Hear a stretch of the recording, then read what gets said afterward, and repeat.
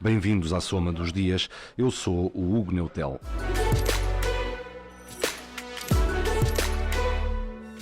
No Negócios acreditamos na importância da contextualização no mundo em que a informação é cada vez mais veloz. Por isso, vamos estar aqui todas as semanas a falar da notícia mais importante dos dias anteriores e a antecipar o tema que promete marcar os seguintes. Neste primeiro episódio, a literacia financeira digital. Um inquérito da OCDE mostra que apenas metade dos portugueses que usam a internet têm consciência que podem perder dinheiro se investirem em criptoativos. Boa parte da população desconhece os riscos e, além disso, julga que as criptomoedas e outros ativos virtuais são regulados e têm o mesmo valor legal do euro. O retrato é preocupante, sobretudo quando olhamos para o detalhe, isto porque, mesmo no universo de quem investe em cripto, 20% das pessoas não sabem que podem ter perdas. Mais à frente, nesta edição, o regresso do contraste norte-sul na Europa. Portugal, Itália, Grécia e Espanha, o conjunto de países que já foi designado por PIGS, foi afinal quem segurou a economia do euro no primeiro trimestre do ano. Na próxima semana, o Eurostat publica dados atualizados para o Produto Interno Bruto. Comigo estão a Leonor Mateus Ferreira e a Susana Paula. Os cuidados técnicos são da Inês Alegria. Esta é a Soma dos Dias. Neste primeiro episódio, a literacia financeira digital ou a falta dela. Isso mesmo foi recordado nesta semana pelo Governador do Banco de Portugal, Mário Centeno, aqui no registro da RTP. Entre os que utilizam os canais digitais, verifica-se que existem também importantes lacunas de conhecimentos. As suas atitudes e comportamentos nem sempre são os mais apropriados para garantir a segurança digital e a proteção dos dados pessoais. Quase todos os dias ouvimos falar de burlas assentes em engenharia social. Preocupações do Governador do Banco de Portugal, Mário Centeno. Comigo está a Leonor Mateus Ferreira, que acompanha este tema. Olá, Leonor. Olá, Hugo. O que é que este estudo nos diz, no fundo, sobre a literacia financeira digital em Portugal? Será que ela é menor do que pensávamos? Ou será que, por outro lado, a questão dos criptoativos é ainda muito desconhecida da população? Bom, temos aqui o primeiro inquérito à literacia financeira digital dos portugueses, portanto não é exatamente comparável àqueles inquéritos que estamos habituados a olhar de literacia financeira. Agora, sabemos que é um ponto em que Portugal tem um desempenho muito baixo, que temos uma literacia financeira muito baixa. Quando olhamos para o segmento do digital especificamente, o cenário não é muito diferente e aqui podemos falar de temas tão diversos como a segurança quando usamos os serviços financeiros digitais, a mudança de passwords, até mesmo a partilha dessas passwords. Há aqui uma série de fatores para os quais a OCDE olhou, incluindo este tema dos criptoativos que referias. E é aqui que se nota um desconhecimento muito grande, portanto, cerca de metade das pessoas erra quando é questionada sobre se o Estado regula os criptoativos, se é possível perder dinheiro com estes ativos, ou mesmo se eles são comparáveis, se têm o mesmo curso legal do que as notas ou as moedas. Portanto, é uma situação um bocadinho preocupante. Quando olhamos para o detalhe, a situação pode ser ainda mais preocupante. Digo isto porquê? Porque há aqui um outro facto que chama a atenção, que talvez possa ser até mais relevante do que esta questão de metade das pessoas não terem noção que os criptoativos acarretam riscos. E falo do facto de, quando olhamos apenas para o universo de quem de facto investe em criptoativos, mais de 20% não tem consciência que pode perder dinheiro, efetivamente. O que é que isto também nos diz sobre, no fundo, os criptoativos em Portugal e a consciência que as pessoas têm dos riscos? Aqui há duas formas de olhar, não é? Quando olhamos para o universo das pessoas que investem, portanto, neste inquérito, apenas 5% das pessoas investem efetivamente em criptoativos e nesta pequena parcela há muito mais conhecimento do que entre as pessoas que não investem. Agora, sim, ainda existe ali uma percentagem de cerca de 20% que não tem noção que investe em criptoativos e não tem noção que pode perder dinheiro. Quer dizer, um desconhecimento de literacia financeira, de que em qualquer investimento que não tenha capital garantido há sempre o risco de perdas, e ainda para mais entre pessoas que investem efetivamente, que têm parte do seu dinheiro nestes ativos. Há que ressalvar também que há, tanto entre os que investem como os que não investem, há uma parcela grande de pessoas que preferem não responder à questão. Portanto, não é que tenha errado, é que não respondeu.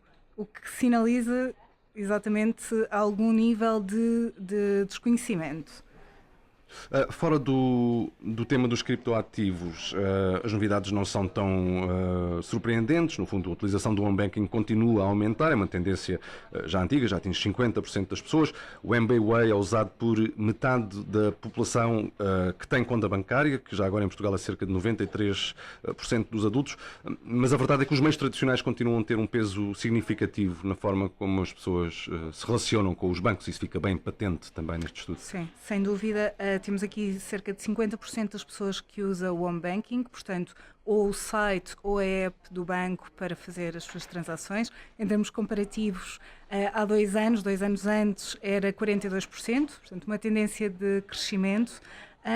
Para o que é que as pessoas estão a usar o home banking? Essencialmente para transações mais pequenas, portanto, para fazer pequenos pagamentos, para consultar o seu saldo, não tanto quando olhamos para operações como, por exemplo, contratar crédito é uma parcela muito pequena, que faz sentido, mas nestas transações mais pequenas há uma preponderância muito grande. Porquê que as pessoas não usam? Há 2 principais razões que são apontadas. Uma, por um lado, preferem usar o multibanco, ainda preferem ir à caixa multibanco e fazer lá as suas transações. Por outro lado, preferem o contacto pessoal ao balcão com o funcionário do banco. E cada um deles representa 30% a razão pela qual as pessoas preferem não usar o home banking. Tudo isto leva-nos também a pensar se o país não deve ter mais atenção a este tema, se não devia apostar mais na literacia financeira. O Banco de Portugal vai lançar uma estratégia há 5 anos de promoção da literacia financeira e digital. Por outro lado, a Associação Portuguesa de Bancos diz que hoje em dia este tema é uma competência básica que devia ser ensinada nas escolas. Faz sentido esta discussão sobre a importância da literacia financeira digital e a promoção da literacia financeira digital e uma eventual até maior atenção do país e do Estado a este tema? Faz todo o sentido. Sabemos que temos uma literacia financeira muito baixa e faz todo o sentido olhar para as escolas. Deixa-me dizer que este inquérito para que estamos a olhar é um trabalho de diagnóstico que é feito exatamente para lançar as fundações desta estratégia há 5 anos, na qual o Banco de Portugal vai começar a trabalhar. A parte da educação é incontornável, vai haver planos anuais de atividades. O que sabemos neste momento é que um dos pilares é exatamente o público mais jovem. As escolas, não é totalmente verdade que não haja qualquer tipo de ensino de literacia financeira nas escolas. Portanto, neste momento, desde 2018, que já temos uma componente de literacia financeira na disciplina de educação cívica. Agora, se queremos melhorar neste patamar, é sem dúvida por onde começar. É expectável que com este investimento na literacia financeira e nas escolas, as crianças de hoje venham a ser adultos com mais literacia financeira, mas deixa-me só acrescentar que não é só uma questão do que é lecionado nas escolas, é uma questão de todos os conteúdos que chegam aos jovens, às crianças e aos jovens, nomeadamente por via das redes sociais. A questão dos influencers é da maior relevância. Chegam conteúdos de influencers aos jovens que nem sempre são os mais acertados, mas que acabam por gerar conhecimentos, mas neste caso conhecimentos errados. Se vamos ter um influencer financeiro, de literacia financeira do Banco de Portugal, não sabemos. Sabemos que é um ponto para que o supervisor está a olhar. Leonor Mateus Ferreira e a literacia financeira digital em Portugal. E agora, o produto interno bruto no sul da Europa. Na próxima semana, o Eurostat publica os dados atualizados para o PIB no primeiro trimestre do ano. Nesse período, a economia portuguesa cresceu 1,6% face aos 3 meses anteriores. Foi o maior aumento na zona euro. Itália e Espanha também tiveram evoluções significativas. Os números da Grécia ainda não são conhecidos, mas deverão também ter sido positivos. Estes países do Sul, em tempos, já foram apelidados de PIGS, uma designação pejorativa, mas afinal foram eles, os PIGS, que entre janeiro e março se destacaram na zona euro, que no conjunto cresceu apenas 0,1%. Houve mesmo quem tivesse dito que foram o motor da zona euro. Comigo está a Susana Paula, que acompanha estes temas. Olá, Susana. Olá, Hugo. Primeiro, vamos aos fatores que explicam este crescimento nos países do Sul. Quais foram eles? O primeiro, principal, maior de todos foi o turismo. O turismo, bom, em primeiro lugar, estas economias do Sul são muito dependentes do turismo, todas elas.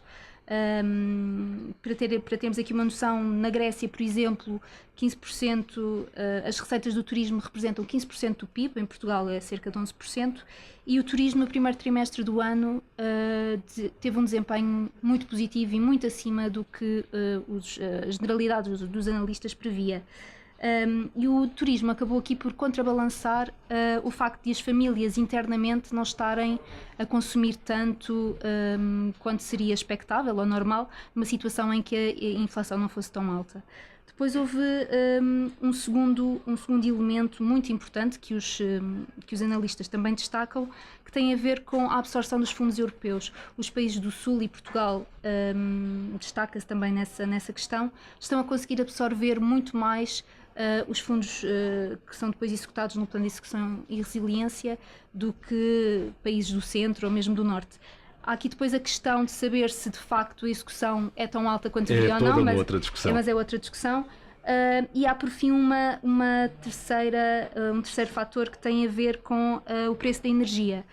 E a dependência ou não aqui do gás natural russo, não é? Sabemos que o centro da Europa e os países do Báltico são muito dependentes da Rússia e isso não acontece tanto no Sul, portanto estão mais libertos dessa questão. O que nos leva aqui a um outro tema, porque nós passámos a vida inteira a ouvir dizer que a Alemanha é o motor económico da Europa e há factos que o demonstram, não é uma convicção sem fundamento, naturalmente. Desta vez não foi assim. Afinal, o que é que se passou? É mérito dos países do Sul ou é demérito da Alemanha? É um bocadinho das duas coisas, mas em primeiro lugar, aqui a Alemanha está a ser muito penalizada por esta questão energética. A economia alemã não está a conseguir libertar-se de um problema que os analistas dizem que ela própria criou para si, que tem a ver com esta aproximação com a Rússia no passado e que agora está, de certo modo, a colher os frutos negativos dessa ligação. A economia alemã é muito dependente do setor industrial e não tanto do setor do serviço e do turismo como as economias do Sul. Só que o setor industrial não está a conseguir arranjar aqui uma alternativa a esta questão energética, não é? Isso está a penalizar a sua produção. Para termos aqui uma noção, a produção industrial está a 10% abaixo do nível que tinha em 2018 na Alemanha. Não só por esta questão energética, mas também pela questão de uma gestão de estoques que agora faz com que a indústria alemã tenha um excesso que não consegue escoar e, por outro lado, também aqui uma penalização que vem do fim da pandemia e que é causada também pela questão da guerra na Ucrânia, que tem a ver com alguns constrangimentos nas cadeias de abastecimento, aqui um escoamento de bens que não está a conseguir ser feito como no passado. Isto justifica, por um lado, o demérito da Alemanha, mas por outro lado as economias do Sul conseguiram adaptar-se e encontrar aqui um nicho no turismo que tem conseguido alavancar as suas economias de uma forma muito forte.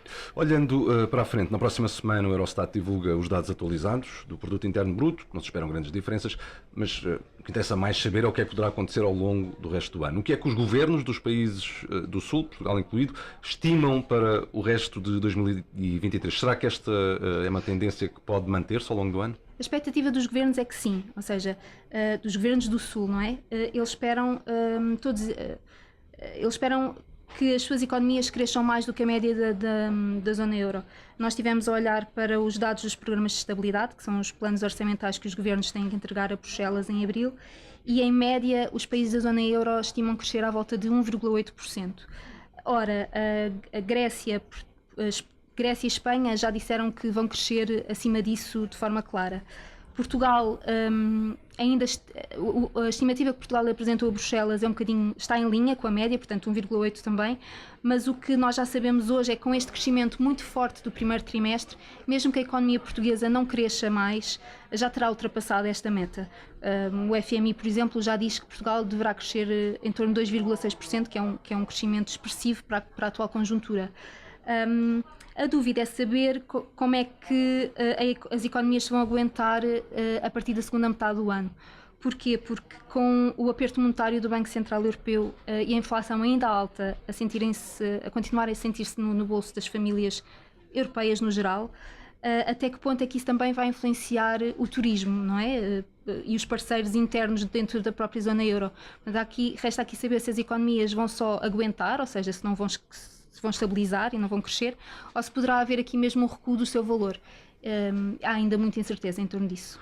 Também há alguma incerteza em torno de tentar entender, saber se estes resultados, no fundo, são estruturais ou resultam meramente da conjuntura. Sim, os analistas com quem falei mostraram-se muito divididos. Eles esperam por mais dados para perceber o que é que aconteceu, porque tanto o INE como o Eurostat ainda não apresentaram dados completos do Produto Interno Bruto e do que é que se passou, mas ainda assim há uma certa diferença, uma linha que separa, digamos assim, os analistas portugueses dos europeus. Os portugueses dizem mesmo que muito provavelmente é uma questão conjuntural, mas os analistas que acompanham mais a zona euro com quem falei mostram-se muito espantados com duas alterações, não é espantados, mas destacam duas alterações profundas na economia portuguesa, que têm a ver com o peso das exportações no PIB, não só das exportações de serviços, onde se inclui o turismo, mas mesmo de exportações de bens. Na última década, o peso das exportações no PIB aumentou de 30% para 40%, portanto é um crescimento expressivo. E se olharmos só para o turismo, no ano passado, o peso no PIB também aumentou julgo que, se não estou em erro, de 13% para quase 15%. Portanto, há aqui também uma mudança estrutural que teremos que ver se manterá ou não, mas que há mudanças, há. Susana Paula e o PIB dos países do sul da zona euro. Assim terminamos este primeiro episódio. Obrigado, Susana. Obrigado também, Leonor. A gravação deste episódio esteve a cargo da Inês Alegria. Eu sou o Hugo Neutel. Foi o episódio de estreia da Soma dos Dias. Marcamos encontro para de hoje a 8, porque em todas as semanas há histórias por contar. Obrigado por ouvir. Até lá.